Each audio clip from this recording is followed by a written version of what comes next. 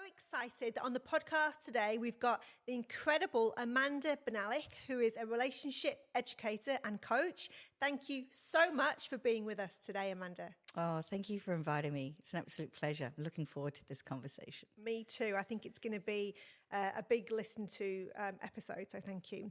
So today we're talking about relationships and how we can better communicate with our partners. Now, something that I read earlier on today was that nearly 50% of marriages end in divorce, but that's more first marriages, and it's even higher for second and third marriages. 65% on a second, 78 on a third. Isn't that crazy? I was genuinely quite shocked by those numbers. And when I looked into what is the main reason or what are the main issues with relationships, the number one thing that came up was communication. Mm-hmm. So tell me, what are we doing wrong in our relationships? How can we fix this? Well, essentially, it's a timeline as well. So things start becoming uncomfortable or obviously different in about the 7-year mark. Funny, huh? The 7-year itch. Yeah, I was going to say the 7-year itch. So we've passed through the limerence phase in our relationship. So limerence is essentially where all those love hormones cocktail is running through our body. So we're high essentially on love.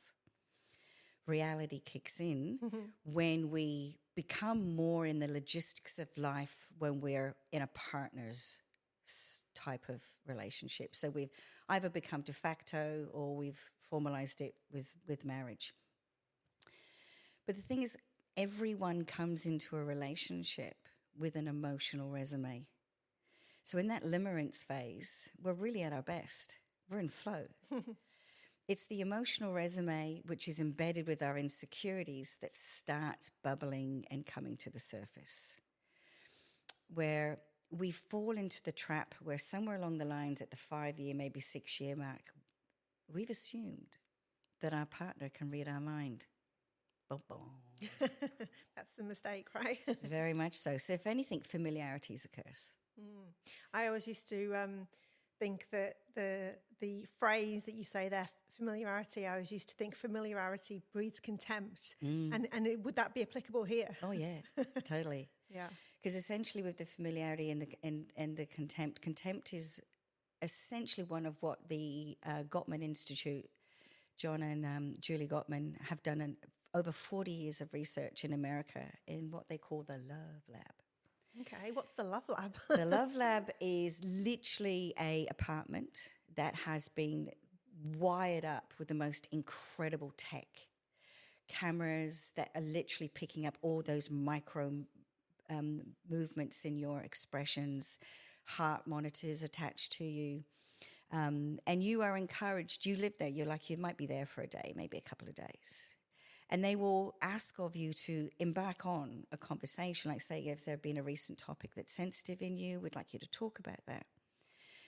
So what they're looking for is communication and relatable body language, as well as verbal language, how we're engaging. So contempt, they have discovered, is one of the 4 horsemen. And these are the markers of if a relationship's going to survive. They've got it down to an art now where they can predict the divorce rate of a couple up to 95% accuracy. You're joking. Yeah. So what is that red flag? So your red flags is criticism, defensiveness, contempt, and stonewalling. So those are the 4 markers that if these are evident, they're in your relationship and there is frequency, like they're part of your formula of which that you are engaging, you're not heading in a good direction. So if someone's listening to this and thinking, I'm in that situation, is that it? Is that over Red Rover, or is it reversible? Is it There are salvageable? antidotes for all that. Firstly, self-awareness, knowing that you're doing it and taking responsibility for yourself, because you can't change the other person, but you can change yourself. anyone can be the hero in their relationship by taking responsibility for changing the way that they are engaging, communicating. And in time, organically, the engagement coming back at you, the mirror now, is going to change as well. Yeah. So what happens with criticism, for example? It's so easy to criticize. It is so easy, right? I think that not just in relationships, but in life, like how many times do all of us watch TV or shows or people, and we're all criticizing, and we're all being the judge. Oh yeah. And I think it's a default, right, that a lot of humans default to. Yeah. Well, what's embedded in the criticism, or what you were just explaining then about the TV, the society, it's that constant comparison and that constant where you're right and they're wrong, because that's your judgment. So that's the lens of which that we look through is very unique as well. So it's like layer upon layer. So it's very much, it's an onion, and you need to peel off those layers. And the first stage to it is, like I mentioned, is you need to take stock of what you're doing. And it hurts because we don't like to admit when we've not been so pleasant, and that we actually are contributing in a not such a good way. And they're, well, oh my God, I've done this and I've said this. Oh my God, there's no wonder. Of course, I'm hurting them. No wonder they're responding the way they are to me, or reacting the way they are. How can I stop this? How can I peel back this and really understand what's going on for me? And that's because we don't talk well enough from our heart and what we need. We're staying on the surface too much, and as if it's a challenge to go vulnerable, as if they can't afford to give away too much because possibly they have low self-esteem, and you can't give away what you don't have. Yeah. So a lot of what we do in relationships is a reflection of our low self-esteem. These are the levels of our insecurities. Yeah. So if you're experiencing being criticized, what's your go-to reaction? What are you doing? What's happening inside you if you're the one receiving the criticism? Well, I suppose you go defense, don't you? Totally. Yeah. That is the most logical and organic and fair and reasonable thing to happen, because it's a perceived attack. Yeah. And so much so that it actually is attached to our reptilian brain.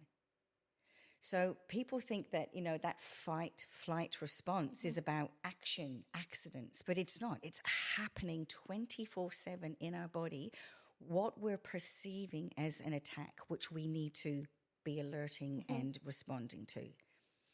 So how we're feeling in a relationship is a perceived attack when those feelings are negative. So if someone's listening to this, and either they are the person giving the criticism or they're the person being criticised and they're feeling defensive, how should they navigate this situation? What should they do? Because hopefully they're listening to this because they actually do want to change. What advice would you give for this one of the four? One of the four issues that we're going to talk through now? What for that specific one on criticism or defensiveness is the best course of action? Well, they're a double-ended sword, right? So the one giving the criticism and the one receiving both have antidotes. So let's take responsibility for yourself, right? So what's behind the criticism is an embedded wish, a need. Speak about the wish or the need. Don't say something like, then, you never take me to the movies, you're so slack. You just are totally absorbed in stuff that only you're interested in, and we never spend any time together. It's just, it really annoys me that you're selfish and you don't think that, what we could do and have fun together. Yeah. So that is a criticism where they could be saying, hang on a minute, but we did go to the movies, and I do think of things to do together, and I was the one that organised a restaurant recently. Your head goes into this bubble of, hang on a minute. Yeah. But what's actually embedded in what the person's just said is, I miss hanging out with you. I actually really do want to go to the movies because I like doing that together. That's the embedded wish. Yeah. So it becomes a complaint. So your criticism, rather than being in a personal attack where you've layered in it potential words of always, you never, and there is some lazy, selfish. So that becomes a personal attack. There's a lot of negatives in there. Yeah. So you take out the absolutes. You take out any personal terminology for them. You park it. You don't go there. And it's now a complaint. Hey, babe, I miss going out to the movies and I really wish we could do that. And we don't do that anymore.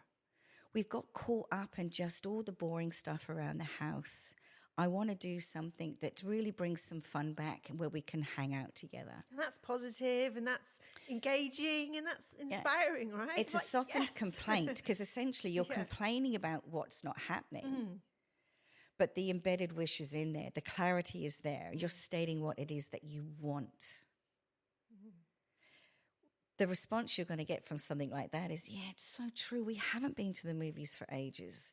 You know what? I just saw on the TV they were releasing some really good trailer I saw, blah, blah, blah, blah, on this movie. How about we go see that one? And they go, yeah, let's do that. And you'll get a buy-in more than the pulling back because you want them to step in to you, not pull away from you. So when you explain it like that, it seems complete common sense, maturity. It seems smart, really, to almost salesman-esque to go, the desired outcome is I want this. So rather than going in hard and heavy, I'm going to do it. I'm going to be smart about it. Why is it that so many people don't think it through and talk like that, and so many people just take an axe to it and start chopping? There's a bit of kitchen sinking going on where they've not potentially spoken up for a while, and there's a bit of stacking of sadness and letdowns and disappointments, unmet needs because of the lack of transparency and speaking from your heart. Because it is so easy to get lost in the logistics of life. Absolutely. So this essentially is the pathway. So you are in a beautiful relationship. You've bonded strongly. You've now even bonding on a much different level with children. But then children bring in all those new Extras. challenges to test you. Yeah. It's rewarding, but it's extremely challenging as well.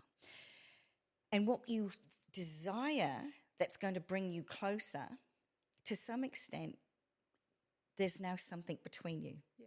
And it's the children's needs come first. And there's also the bills have to be paid. There is the logistics of family who want a slice of your time. And you are now in a partnership that keeps you so busy talking about the surface stuff and who's going to do what and when and what needs to happen, that slowly but surely those intimate conversations and having fun together is slowly seeping away. Because the solidity of a relationship in the way it started is you were friends. And that is the essence and the richness of the bond of a relationship. Because so many people think that a relationship's about love. Yeah. Now, within love gets tested because love's conditional. And things happen and we can fall off our pedestal because we fell through on a promise or we didn't do what we said we were going to do at a particular time, and then the meaning that was put to it by the partner. So we've got stacking going on in different ways. Yeah. And when we're not having fun together anymore, we don't feel intrinsically that we matter because we're struggling to get their attention. Because there's also emotional bids are happening constantly. A simple request, and this is what I use on a common basis, a simple request is, hey, babe, can you put the garbage out? It's logistical, right? Yeah. But it's an emotional bid. The response that potentially can come back is, oh, look, I'll do it in a minute. I'm busy at the moment. And they go, okay, but please don't forget. But then they have to remind them. Hey, babe, remember you said you got to put the garbage out. It's getting late. We're going to, you don't want to leave it too late because we go to bed. No, I don't want you to forget. Yeah, sure. Okay, I'll get to it. You get this. The partner senses the resistance in that. Yeah. But what's happening? The meaning what's stacked in behind the request is, I don't want to be the only one doing all the chores around the house. Yeah. And why do I have to remind you? Yeah. I've got to remind the kids to do stuff. No, I've got to remind you. So what's it's stacking. It's this emotional stacking. Yeah. So what's the solution to that? Because I'm sure people listening to this going, yes, that is my house. That's what happens to me. And a lot of people, that's just life, right? But it is emotional stacking 100%.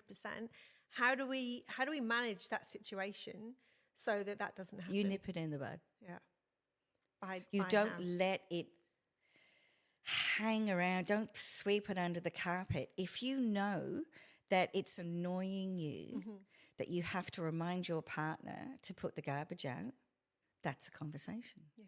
And you say it before it gets more charge. Yeah. You say it when it's just kind of niggling you and annoying you. Because if you say it when it's just like, oh, I'm so, God, I have to do this one more time, the charge is there. Yeah. And the tone and how it's going to come out, it's just not going to get you the result you want. But conversely, and, flying the flag for the other partner here who is not taking the bins out, they're probably thinking, you're so annoying, you're nagging me. It's totally it. Of course, because their interpretation, to be fair, is, oh, well, they just keep telling me all the time. Yeah. And, of course, it's interpreted as nagging. Yeah. So the other way around is literally that. You bring the two perspectives to the table. And before you have the conversation, say you're the partner who's been asking for the bins to go out. Yeah. You've got to consider your partner's point of view. Put yourself in their shoes. And you think, well, I'm annoyed that I keep having to ask. So potentially, what could it be for him? And he goes, he must feel like I'm nagging him. And I don't want to be a nag. I don't want that to be the energy between my requests, as he feels that I'm nagging him. Because I can see that was where I'd push back if that was me. So you have that perspective. You go, that's pretty fair enough, right? Yeah. And then what else is happening at the time? What is he actually involved doing that's taking his attention away from your request? Because men, they don't multitask. They may hear you, but it's semi-white noise. It's kind of like a bit of, yeah, bins, but yeah, later, nah, blah. It's not necessarily going in, to be fair, because there's a lot that's different going on in the man's brain that happens in the female's brain. That is, we know this factually from science. So if they happen to be doing work in the office on catch-up, where do you think their focus and attention is? Yeah. So it's like, oh, I'm asking him even at the wrong time. I'm not checking in even with my husband, like what's happening for him and what's distracting him from putting out the bins. I haven't considered that that's not a priority for him because he's just so involved in trying to do catch-up in the home office for work. Am I being realistic and fair and understanding? No. Yeah. So when you've kind of reviewed this, then you can start the conversation. You go, hey, babe, I just want to bring to your attention something that's kind of been annoying me. And I actually don't think it's a big enough deal, but I really want to talk about it now before it does. Yeah. And he goes, yeah, sure, what is it? And he goes, when I've been asking you to put out the bins and you be going, yeah, in a minute. When that happens, I actually get frustrated. And it kind of feels frustrating because I feel like I'm going to that place that I have to remind you to do something like I'm reminding the kids. And I want us to be on the same team.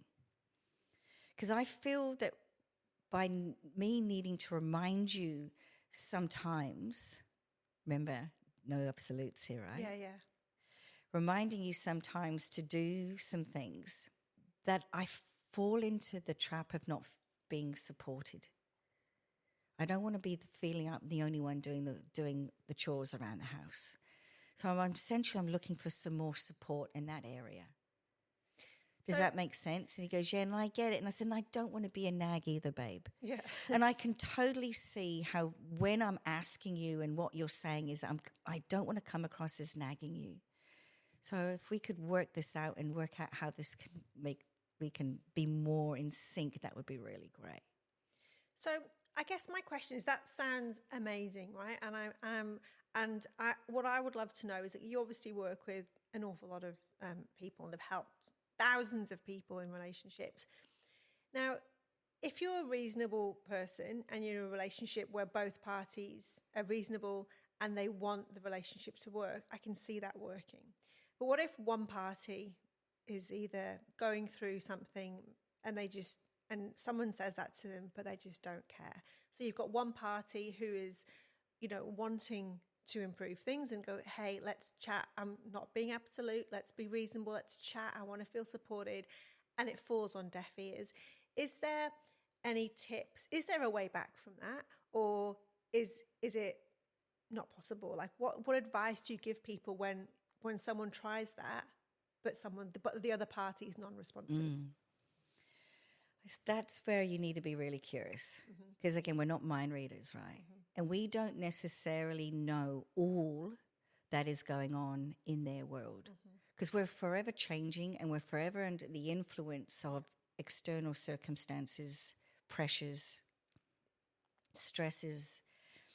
So the interesting thing is that we need to be mindful not to bring our external stress from work into the family environment, but it happens.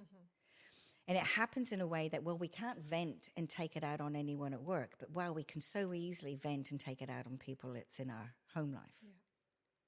And that is the most common thing that happens. So by being curious, I think is really the optimum thing, because we are all humans who make mistakes. And on another level, we're souls having a human experience. So what is going on for us is the important curiosity point to go towards.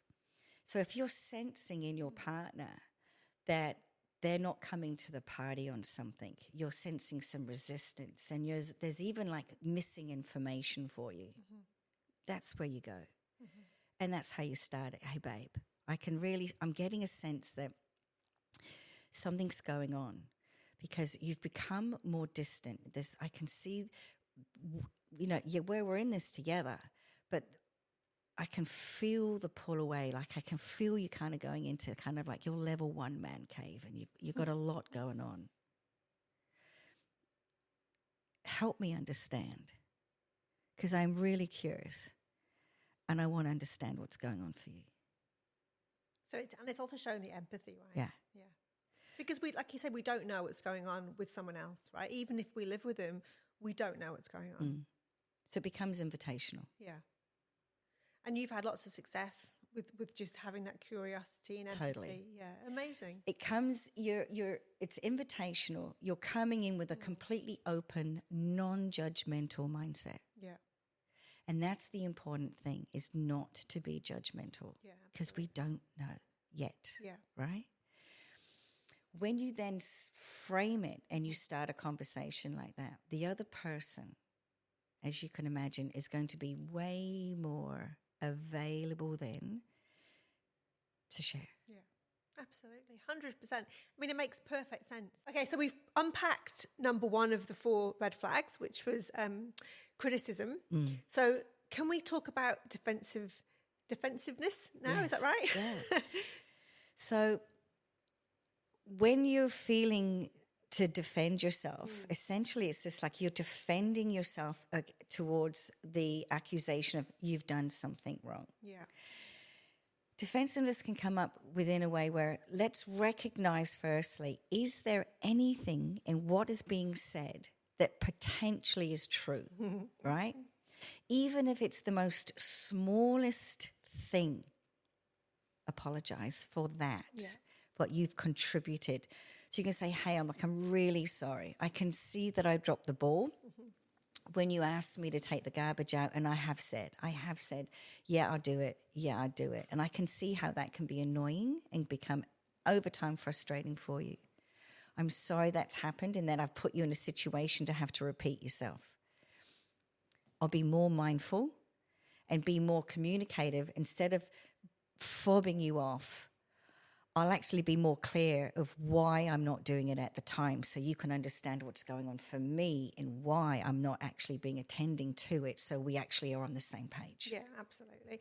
And I think that, you know, owning something you haven't done, whether it's in a relationship or whether it's in any aspect of life, I've always found is always the right way to do something, because it just dials things down straight away, because we're not perfect, right? We all make mistakes. Totally. We all stuff up. And I think a lot of people always go to that defensive mechanism. I don't know why, but people seem to. But I think if we can just say straight away I'm so sorry, I've stuffed up, made a mistake, I've done that wrong, it just changes that conversation, and it changes the atmosphere straight away, right? Again, because it is in your home, isn't it? Yeah. That's why they say you can cut the atmosphere like with a knife. Yes. So it all does become prickly. It does. But then, of course, it depends on the gravity as well, like what is coming at you in volume and content of the criticism. Yeah. Another way to stop yourself from going into defensiveness, because my first response was like when it's more gentle in what's going on. True. But when it's harsh and you can feel it, it's like, ooh, you've just had those, invisible knives, right in you. And you can even say it like, ouch, hell, I said, that hurts. How you just said that to me then, that hurts. I can understand you're upset. Clearly, what is going on is important to you. And I do want to actually have a conversation about this, but could you start again and be more gentle and respectful at your approach to me? Because I can listen to you. I'll be able to listen to you better. Can you start over? And do you think that... That's, again, commanding it, taking control, right? So you're not pushing, like you're not hitting the ball over the net, slicing at them. Yeah. You're owning how you're feeling, but you're also wanting to, I want to have this conversation, and you're giving that person on the other side of the net there a fresh start to try again. But can I ask as well, is that if someone has said something so vicious and hurtful, and, presuming they've said that to be vicious and hurtful as well, is it an option also to say, let's revisit this conversation when you've calmed down? Or is it best to say, like you say, ouch, can we start that again? I'd go the ouch. Yeah, okay. Because what can happen is if you've got that amount of energy coming at you being gnarly, saying, putting their hand up and saying, stop, can we start this, do this again later? Yeah. The interpretation for the person who's right there in the moment is you've just palmed them off. Yeah, right. So you've added fuel to the fire instead. Because they're like ready for it. Ready for the fight. I'm in there, baby. So it's giving it your best shot at regulating yourself very quickly in that moment and saying, hey, how and what you just said then really hurt. Yeah. That hurt. I find it fascinating. That brings it to their attention. Yeah. To slow down and question themselves internally, because our mind works really fast. Yeah. Do I really want to hurt him? Because the reality of it is that hurt people hurt people. Yeah. So my instant awareness is if someone is coming at me like that, they are hurting. There's fuel in there and they're hurting. So they're pushing out. Yeah. So you don't want the push out. You want to come to some neutrality so you can get on a communication rather than a yelling, an argument, the constant of it's going back and forth across the net and nothing's happening. Well, I was going to say, I guess that if you're not in control, so if you're not, addressing this and doing what you're saying, I guess the risk is that you're hurt, you're going to lash back out, and it's back and forth, and it's going to be more awful things said, some things which could be irreparable and, you know, terrible for the relationship. Because once it's out there, it's out there. Yeah, it is. You can't take it back. So you've got the way the defensive person, or the person on that side of the fence, as it were, doesn't need to go defensive. So there's the antidotes. And it could be where you've acknowledged you're hurt and you go, hey, clearly you're upset about something, or you wouldn't be so kind of like wound up like this and so contracted. Like I can see you're really pushing out right now, babe.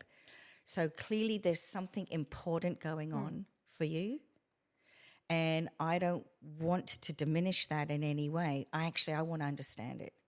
Could you please start again? Please start again and let me know what it is that you truly are upset about, so we can actually get to the core of that and let's work that out together. And I guess that's showing them that they're heard, right? Yeah. You're listening to them. You're making them feel whatever it is that's hurting them. You're showing that you're here, you're listening, you care. Because as you said, if someone's hurting out or punching out, you know, emotionally so much, there's something wrong inside for them to be able to do that. And they need probably love and to be heard, and then they're trying to communicate, right? Albeit badly, but they're trying to communicate in some way, shape or form. I would say in these moments, it's our insecurities which are running the show. Yeah. And we've become the child in an adult body, spitting the dummy, seeking a need to be met in some way, that unspoken need that you're possibly challenged to articulate and get to the source of. Yeah. However, it exists. Yeah. It's there and it counts. Yeah, 100%. So that's number 2. So number 3 was contempt. What about, talk to us about contempt. So contempt exists on 2 levels. Contempt is a learned behavior, for a start. Okay. And it also manifests and comes about when you've lost respect and admiration and fondness towards somebody. That's sad. Yeah. So you've become the person that your go-to point of view is the negative aspects of them, and you no longer value or can see the positive. So you've reached the bottom. Can you climb back up? Definitely. How do we do that? You literally need to delve into your reservoir of history and remind yourself why you fell in love with them in the first place. And those quirks that they have that now annoy you so badly were once endearing. I love it. And actually get back to nurturing and developing the friendship component of your relationship again. Yeah. You need to be focusing on what characteristics do I admire about my partner and voice them. You need to break that pattern of thinking in your mind by derailing it, by changing your language. You have to be very conscious of changing your language. With saying, I admire, well, instead of rolling your eyes, because your language begins in your head first, then it comes off the tongue. What are you telling yourself? And if you've told yourself is, oh my God, there's such an idiot, they never get it right. There's an absolute in there, and you've possibly rolled your eyes. Yeah, right. And you've possibly even lifted your chin and had a bit of a subtle, heavy outside. This body language, all that, you're conveying contempt. When someone feels that, they go somewhere themselves, and it's actually where they go is down. It's diminishing. It's degrading, demoralizing, because the person who's serving out the contempt thinks they're better than them. And I'm guessing that feeling of contempt radiates so the other person feels it subconsciously, right? Or they feel it consciously. Contempt is delivered from I'm a better than you angle. Yeah.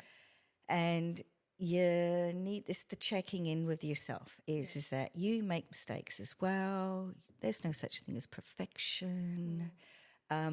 You've got your stuff and they, put up with it as well. Let's just, where can you come up with some slack now? Why is that now annoying you? Why? Because it's your stuff, not them. Why is that now annoying me? And go there. Well, it's because they've been doing it for a really long time. Oh my God, they don't know that they've been doing it for a long time because I haven't even brought it to their attention. I haven't even said anything. So you're now coming from where you've set your partner up for failure because you never said anything in the first place. So this, a reoccurring theme throughout this conversation is really about the lack of communication or conversation that is or isn't happening around relationships.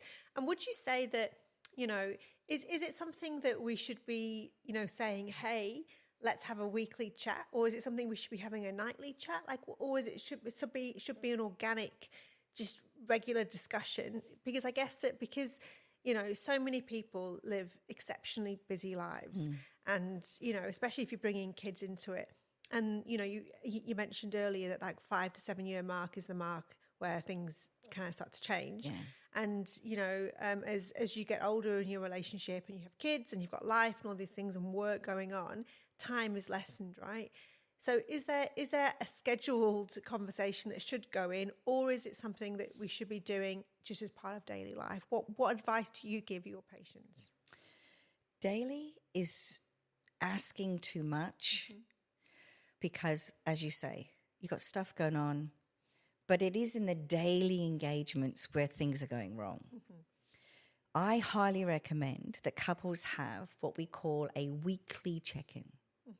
You each take turns where you hold space for them to blah, whatever it is. And when it's weekly as well, you've personally given yourself time to process any emotions that are embedded within what's happening, to get an understanding of what's going on for yourself, why it matters, and what it is that you want to happen. Because the thing is, it's best to say what it is that you want than not what you don't want. Because if you just come out and say what I don't want, well, what are they going to do with that? That's just a complaint. That's just going to nowhere. Well, I know what you don't want, but give me some help here. What's going to make this right?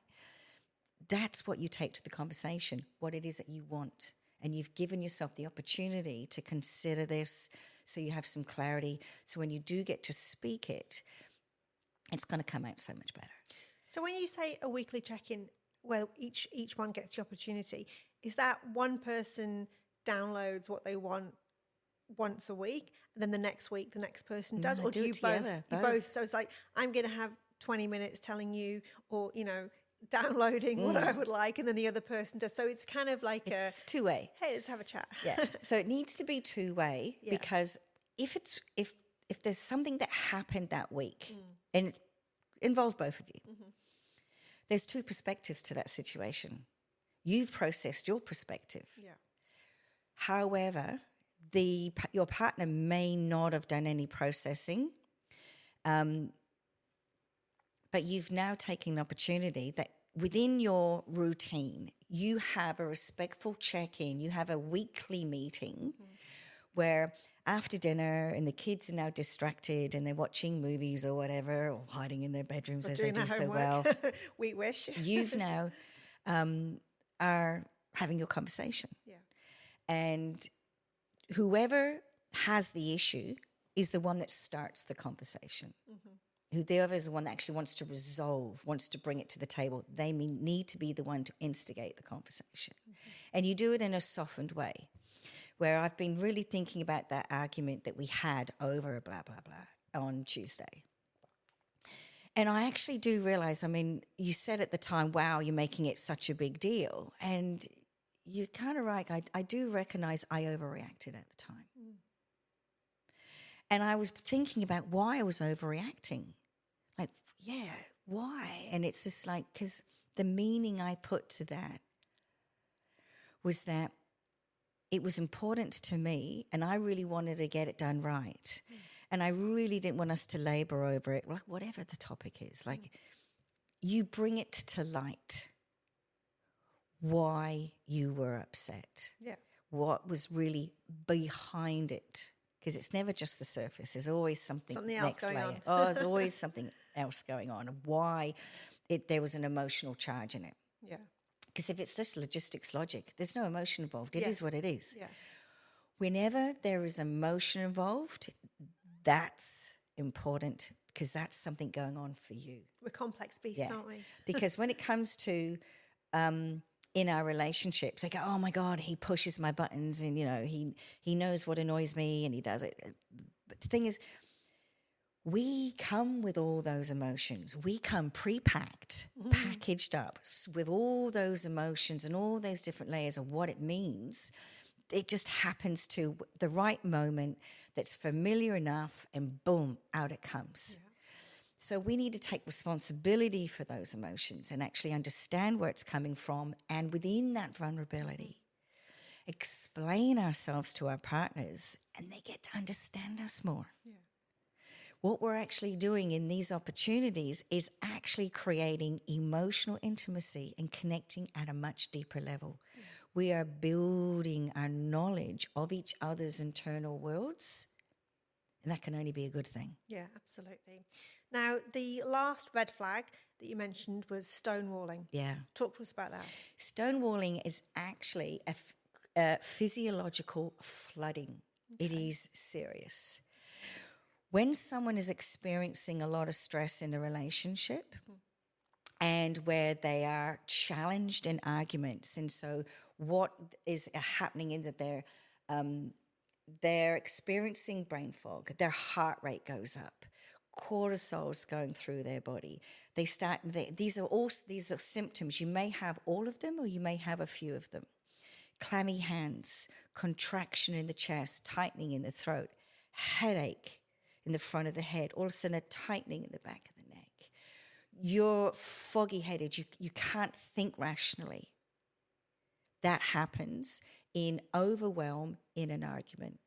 Really common. Mm-hmm. I can't stress how common this is. Mm-hmm. So if you're in a relationship and you witness your partner withdrawing, and they start going, oh, look, I can't talk about this right now. Oh, what you're saying doesn't make sense. And they're pulling away, and they're just wanting to shut the conversation down. They're in a serious situation. If they do not take stock of what is happening in their body and self-soothe, their health will deteriorate and their lifespan will be shortened. That's how serious that condition is in the body. Wow, my goodness. So they know statistically, scientifically, people who experience psychological diffuse flooding in the body on a regular basis. So if they're in a volatile stress relationship, it will affect their health on a dramatic level. Dramatic. So what you're saying, so you're so stressed because of the You're argument. constantly in fight, flight, constantly in those states. And it's very unhealthy for the body. It's not sustainable. So you're so stressed in that row or disagreement. And they can't talk about it, so they can't unpack it. They literally can't. So the other person is like, oh, you just don't care. You just don't want to talk about this because it doesn't matter to you. So they'll be throwing all these things at this person who's trying to withdraw. But I recognize it. They literally are not capable of continuing that conversation / argument because of what's happening to them in their brain and in their body. They literally can't. So we call it taking a time out. That's how you deal with this. So the person who's experiencing it needs to call it as well. And like, hey, babe, I'm flooding right now.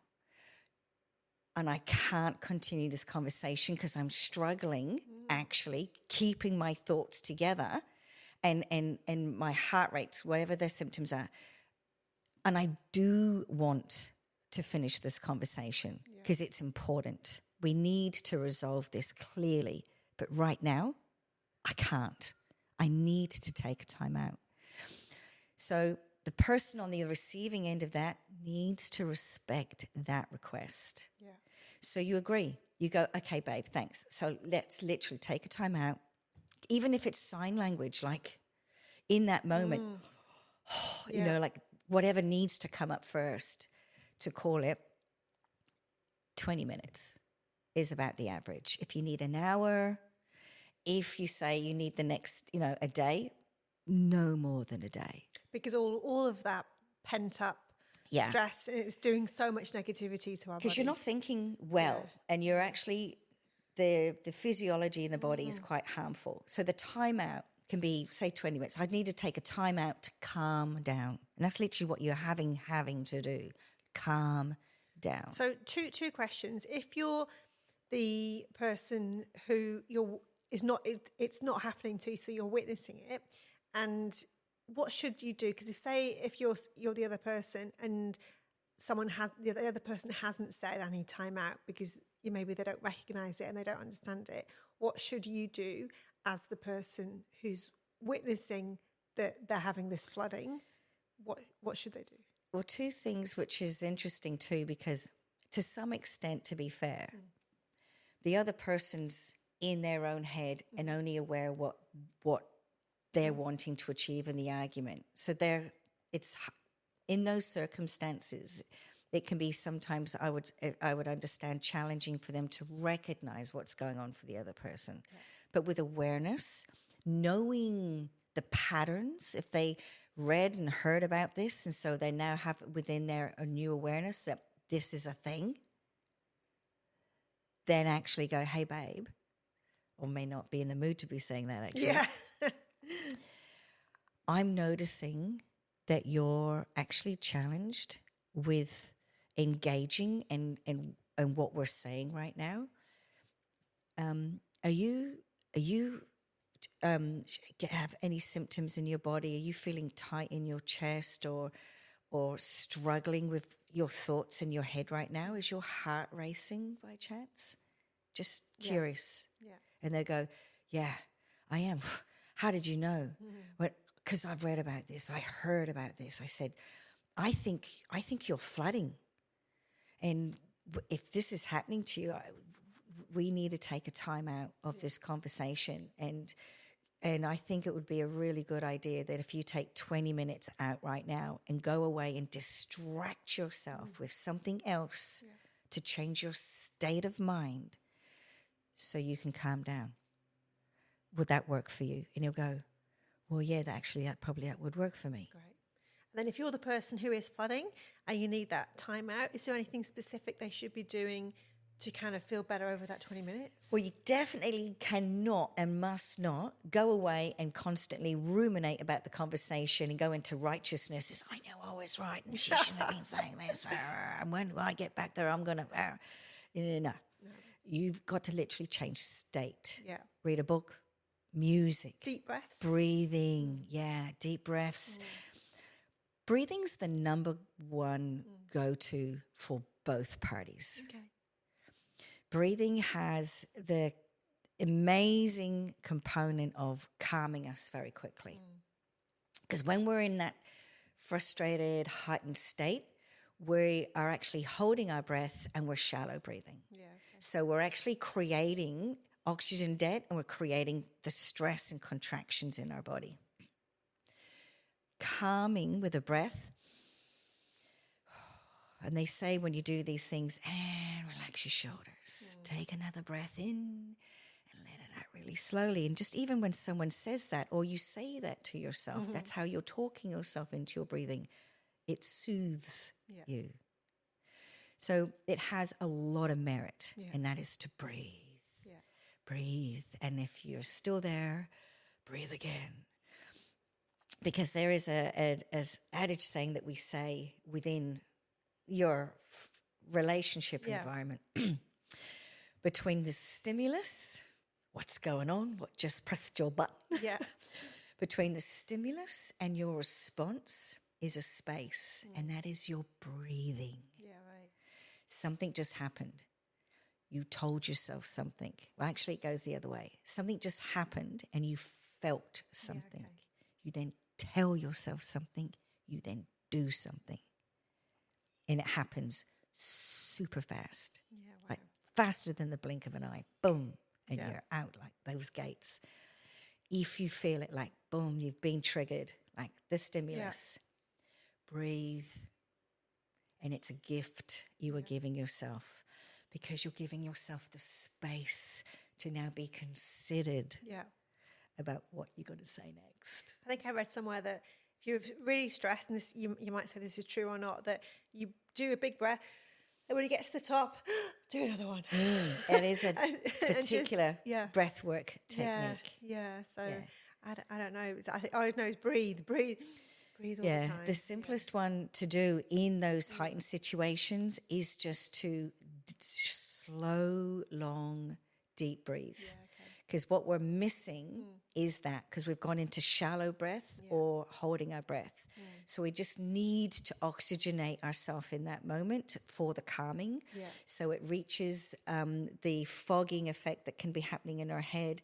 It can release the tension in our neck and shoulders. It will then also start connecting and our vagal nerve, our nervous system will start regulating. Yeah, wow, fascinating. Well, look, I mean, I think what an amazing session today. I've learned so much, and I'm sure so many people listening will have learned so much as well. And I think that, you know, the best thing is that no matter what stage you're at, if you're in a terrible stage or if you're in a good stage, but obviously if you are in a terrible stage, what you're saying is you can pull it back. You can. And communication is the number one thing, right? Know what you're doing. Take responsibility for it. Because the overarching thing is to change your relationship, you have to do relationship changing things. That's you have to work at it, right? Relationships, they say, relationships are hard work. And that's the thing is it because we need to be conscious about our relationships. Don't fall into where complacency is not good. It really isn't. If you feel that there's something not right and you're feeling it, well, chances are your partner is as well. And speak up. Go, hey, I'm really feeling that we're falling into this humdrum kind of place. And I've been thinking about that, and I realized I've recognized what is missing is, you know, we're just stuck in the logistics. We've stopped having fun together. And I'm just curious, are you noticing and feeling that too? Yeah, actually, you're right. We don't do fun things together anymore. Well, do you want to work with me and do something about it? I love it. It's such good advice, and I think everyone will listen to this and take so much from it, because it's just really great advice. So thank you so much for coming on You're today. welcome. It's been fantastic, and you're amazing. So thank you. Thank you for having me. I really appreciate it. Thank I you. know there's so many more conversations we could have about this topic. So many. Just scraped in on the 4 horsemen. So if people could identify those and do something about it, they're on the pathway forward. Amazing. Thank you so much, Amanda.